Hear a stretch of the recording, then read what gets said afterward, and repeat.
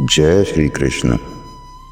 आराध्य स्तुति चैनल के समर्पित श्रोताओं का हार्दिक अभिनंदन।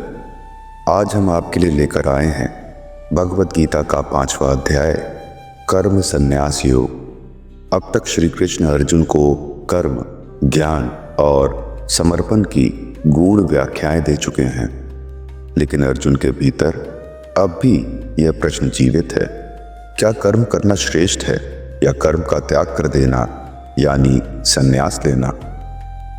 इस अध्याय में श्री कृष्ण स्पष्ट करते हैं कि संन्यास और कर्म योग दोनों ही मोक्ष का मार्ग हैं, लेकिन निष्काम भाव से कर्म करते हुए योग में स्थित होना अधिक श्रेष्ठ है। तो आइए प्रवेश करें भगवत गीता के अध्याय 5 में कर्म संन्यास योग। श्लोक 5.1 से 5.6।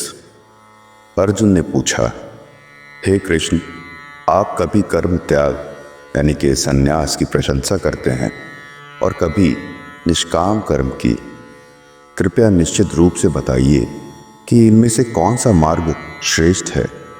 श्री कृष्ण ने उत्तर दिया, दोनों मार्ग, संन्यास और निष्काम कर्म योग मोक्ष देने वाले हैं, परंतु कर्म योग अधिक श्रेष्ठ है। जो द्वेष और आसक्ति से मुक्त होकर कर्म करता है वही सच्चा सन्यासी और योगी है।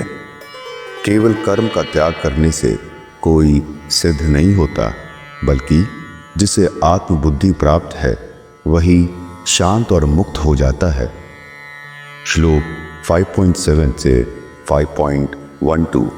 श्री कृष्ण बोले, जिसने आत्मा को जान लिया है वह पाप से नहीं लिप्त होता, वह सभी कर्म करते हुए भी निर्लिप्त रहता है। वह जानता है कि वह ना तो करता है ना करवाता है, वह केवल साक्षी भाव से देखता है, उसकी दृष्टि शुद्ध होती है। योगी जन्म कर्म के फल को त्यागते हैं, इसीलिए वे शांति को प्राप्त करते हैं, जबकि आसक्ति वाला मनुष्य फल की इच्छा करता है और बंध जाता है। श्लोक 5.13 से 5.18। श्री कृष्ण आगे बोले, योगी आत्मा को जानकर सब कर्मों का त्याग कर देता है, वह शांति और आत्मा में स्थित हो जाता है। जो ज्ञानी है वह ब्राह्मण, गाय, हाथी, कुत्ते और चांडाल सभी में एक ही आत्मा को देखता है। ऐसा समदर्शी व्यक्ति ही ब्रह्मनिष्ठ होता है।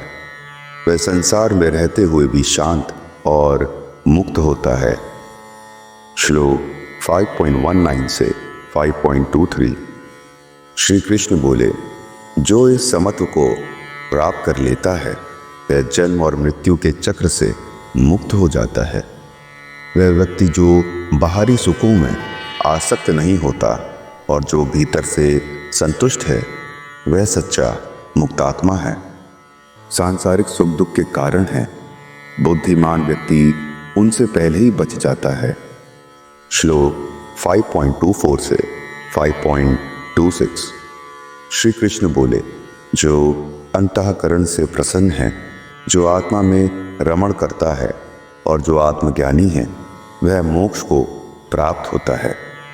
एक योगी जन जो इंद्रियों को वश में रखते हैं, जिन्होंने राग द्वेष को जीत लिया है, वे सभी क्लेशों से मुक्त होकर ब्रह्म में लीन होते हैं।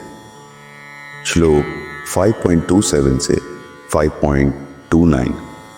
श्री कृष्ण बोले, जो अपनी दृष्टि को भ्रू मध्य पर टिकाता है, प्राण वायु को नियंत्रित करता है, इच्छाओं को छोड़कर पूर्ण संयम में स्थित रहता है, वह ब्रह्म को प्राप्त होता है। हे अर्जुन, जान लो, मैं ही सभी यज्ञों का भोक्ता और स्वामी हूँ।